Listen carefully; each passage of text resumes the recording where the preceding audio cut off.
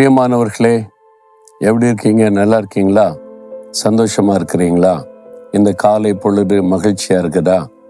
ஆண்டோடைய பிரசன்னம் இருந்தால் எப்பவுமே சந்தோஷம் தானே. நம்ம சுற்றி என்ன நடந்தாலும் உள்ளத்துக்குள்ள ஒரு அமைதி, சமாதானம், சந்தோஷம் என்ன வந்தாலும் பார்த்துக்கலாம். இயேசுதான் கூட இருக்கிறாள், அப்படி ஒரு மன மகிழ்ச்சி இருக்கும். அப்படிதான் நம்ம இருக்கணும். சரி, இந்த இடம் பார்க்குறீங்களா? ஜெபத்தோட்டம்னு இருக்குல்ல.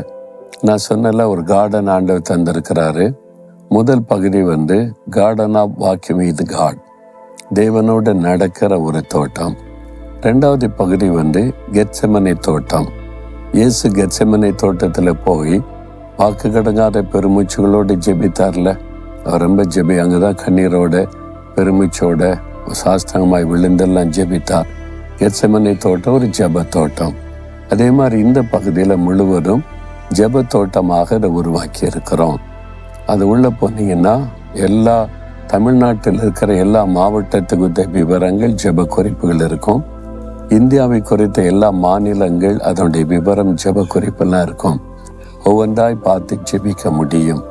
இங்கே நல்லா தெய்வ சமூகத்தில் விழுந்து கடந்து ஜெபிக்கலாம். யாரும் டிஸ்டர்ப் பண்ண மாட்டாங்க. சத்தமாக ஜெபிக்கலாம், அழுது ஜெபிக்கலாம். அந்த மாதிரிலாம் அப்பப்போ ஜனங்கள் ஜெபம் செய்வாங்க. அந்த தோட்டம் தான் இது. சரி, இன்றைக்கு ஆண்டவர் எனக்கு என்ன சொல்ல வருகிறார் அப்படின்னு நினைக்கிறீங்களா? 37ஆம் சங்கீதம் 27வது வசனம். ஆண்டவர் ஒரு வார்த்தை சொல்லுகிறார். என் மகனே, மகளே, தீமையை விட்டு விலகி நன்மை செய், என்றென்றைக்கும் நீ நிலைத்திருப்பாய். தீமைன்னு தெரியுதா? அதை விட்டு விலகிரு, நன்மை செய், அப்பொழுது என்றென்றைக்கு நிலைத்திருப்பாய். வேலை நிரந்தரமே இல்லை, நிலைச்சிருக்குமான்னு தெரியல. பிஸ்னஸ்ஸு அப்பப்போ அப் அண்ட் டவுனாக இருக்குது, நிலைச்சிருக்குமான்னு தெரியல. சூழ்நிலை பார்த்தா பொருளாதார பிரச்சனை, பஞ்சம், வீழ்ச்சிகள், இதெல்லாம் பார்த்தா நிற்க முடியுமான்னு தெரியல.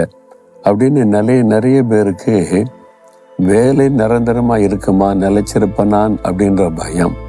பிஸ்னஸ் நிலையாக இருக்குமா அப்படின்ற பயம். ஊழியத்தில் இந்த மாதிரி பிரச்சனை, என்னால் இங்கே நிலைத்திருக்க முடியுமான்னு பயம். இப்படி நிறைய பேருக்கு பயம். ஆனால் நீங்கள் நிலைத்திருக்கணுன்றது ஆண்டோடைய விருப்பம். நீங்கள் நிலைச்சிருக்கணும்னா என்ன செய்யணுமா? தீமை விட்டு விலகணும். தீமையாய் தோன்றுகிற எந்த காரியத்தை விட்டு விலகி நன்மை செய்யணும். இந்த 2 காரியத்தில் கவனம் செலுத்துங்க. தீமை விட்டு விலகணும், நன்மை செய்யணும். அப்போ நீங்கள் நிலைத்திருக்கும்படி கர்த்தர் உங்களை ஆசீர்வதிப்பார். எனக்கு காவல்துறையில் பணி செய்கிற ஒரு சகோதரரை தெரியும்.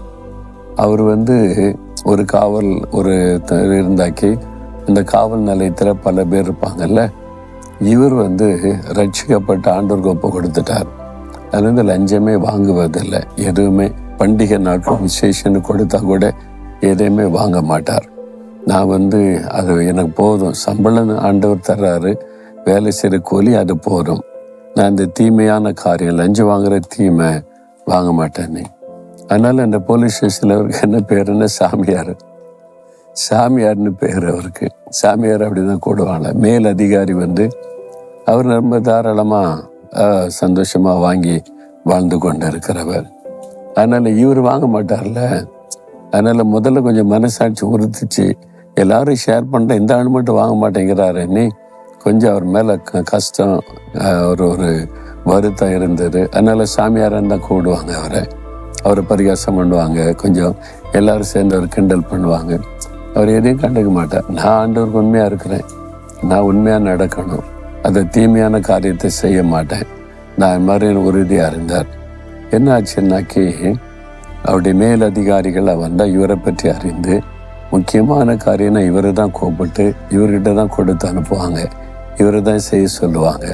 எல்லாருக்கும் மத்தியில் அவர் கனப்படுத்தப்பட்டார். ஆனால் பரிகாசம் பண்ணார் பாருங்க. ஒரு நாள் லஞ்சத்தில் பிடிக்கப்பட்டு அவமானப்பட்டு போயிட்டாரு. ஆனால் நிலைத்திருக்க முடியல வேலையில். அவரை தான் சஸ்பெண்ட் பண்ணிட்டாங்க.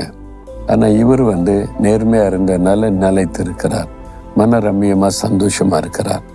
ஆனால் தான் ஆண்டவர் சொல்கிறாரு, அந்த மாதிரி தீமை செய்யாதங்க, தீமையான காரியத்தை விட்டு விலகுங்க.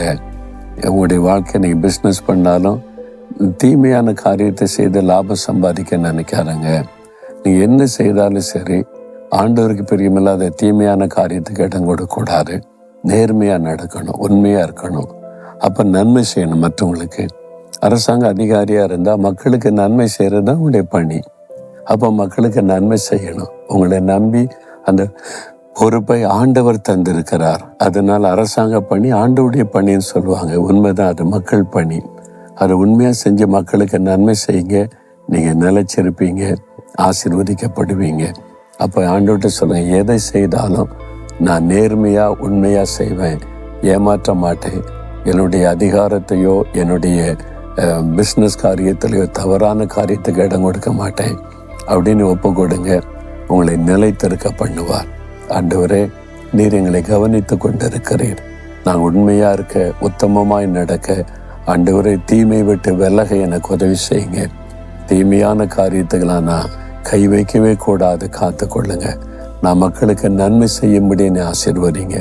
இயேசுவின் நாமத்தில் ஆமேன், ஆமேன்.